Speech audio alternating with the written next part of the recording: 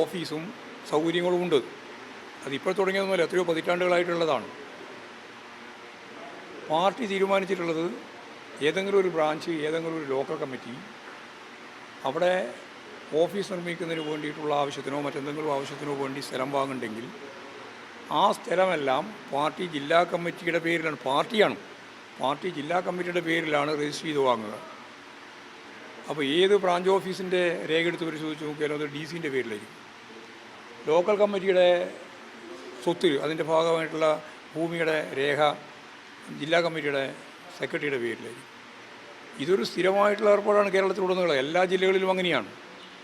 ഇവിടെ ഏതോ ഒരു ബ്രാഞ്ചിൻ്റെയോ അല്ലെങ്കിൽ ലോക്കൽ കമ്മിറ്റിയുടെയോ ഓഫീസ് നിർമ്മാണവുമായിട്ട് ബന്ധപ്പെട്ട് അവിടെ ഉണ്ടായിരുന്ന അക്കൗണ്ട്, ആ അക്കൗണ്ട് മരവിപ്പിക്കുന്നു എന്ന രീതിയിൽ, അല്ലെങ്കിൽ അതിൻ്റെ ഭാഗമായിട്ടുണ്ടാക്കിയതാണ് ഈ ഓഫീസ് എന്ന് പറഞ്ഞിട്ട് ഓഫീസ് പിടിച്ചെടുക്കാനാണ് ശ്രമിച്ചുകൊണ്ടിരിക്കുന്നത്. തികച്ചും തെറ്റായ, രാഷ്ട്രീയ പ്രേരിതമായ വേറെ ഒരു കാര്യവും അവർക്ക് പറയാനില്ലാതിരിക്കുമ്പോൾ CPM-ൻ്റെ മേലെ പഴിചാരി രക്ഷപ്പെടാൻ വേണ്ടിയുള്ള ബോധപൂർവമായ പ്രവർത്തനമാണ്. രാഷ്ട്രീയമായ പ്രതികളോട്, എല്ലാ പ്രതിപക്ഷ പാർട്ടികളോടും അവരെടുത്തുകൊണ്ടിരിക്കുന്ന നിലപാടിൻ്റെ വേറൊരു പതിപ്പാണ്. ഒരു തെളിവും കിട്ടാതിരിക്കുമ്പോൾ തെളിവ് എന്ന് പറഞ്ഞിട്ട് തികച്ചും തെറ്റായ രീതിയിൽ അത് രാഷ്ട്രീയമായിട്ടും നിയമപരമായിട്ടും നേരിടും. ഏത് ലോക്കൽ കമ്മിറ്റിയോ ഏതോ ബ്രാഞ്ച് കമ്മിറ്റിയോ അല്ലെങ്കിൽ ബ്രാഞ്ചോ അവർ വാങ്ങിയിട്ടുള്ള സ്ഥലം, അവർ വാങ്ങിയിട്ടുള്ള കെട്ടിടം, അവരുണ്ടാക്കിയിട്ടുള്ള കെട്ടിടം, ആ കെട്ടിടം രജിസ്റ്റർ ചെയ്തത് ലോക്കൽ DC സെക്രട്ടറിൻ്റെ പേരിലാണ്. എല്ലാവരും അതാ കേരളത്തിലുടനീളം അങ്ങനെയാണ്. അതൊക്കെ വെച്ചുകൊണ്ട് പാർട്ടിക്കെതിരായിട്ട് കേസെടുക്കും എന്ന് പറഞ്ഞാൽ എന്ത് കേസെടുക്കാനാണ്? കേരളം അവതരിപ്പിച്ച തെരഞ്ഞെടുപ്പ് അവലോകനമായിട്ട് ബന്ധപ്പെട്ട റിപ്പോർട്ട് കേന്ദ്ര കമ്മിറ്റിയിലെ ദേശീയ നേതൃത്വം മതി, ഇത്രയും മതി. അതായത് 25 അക്കൗണ്ടുകൾ പാർട്ടി തെരഞ്ഞെടുപ്പ് കമ്മീഷന് നൽകിയത് ഞാൻ ഇതൊക്കെയാണ് പറഞ്ഞത്. ഈ ബ്രാഞ്ചും അതുപോലെ ലോക്കൽ കമ്മിറ്റികളൊക്കെ തയ്യാറാക്കുന്ന അവരുടെ ഭാഗമായിട്ട് വരുന്ന കണക്കൊന്നും അല്ല പൂർണ്ണമായിട്ട് വരുന്നത്. അങ്ങനെ ആയിരക്കണക്കിന് അക്കൗണ്ട് വരുന്നുണ്ട് കേരളത്തിലുടനീളം. എത്ര ബ്രാഞ്ച്, 10,000-കണക്കിന് ബ്രാഞ്ചും നൂറുകണക്കിന് ആയിരക്കണക്കിന് ലോക്കൽ കമ്മിറ്റികളുണ്ട്. അപ്പോൾ ഇതൊക്കെ ഒരു പുകമറ സൃഷ്ടിക്കാൻ വേണ്ടിയിട്ടാണ്. തികച്ചും തെറ്റായ രീതിയിലുള്ള പരിപാടികളാണ്.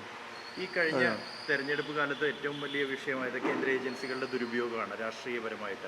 ഇപ്പോൾ ഒരു BJP-ക്ക് ഒറ്റയ്ക്ക് കേവല ഭൂരിപക്ഷമില്ലാത്തൊരു സർക്കാർ വന്നിരിക്കുന്നു.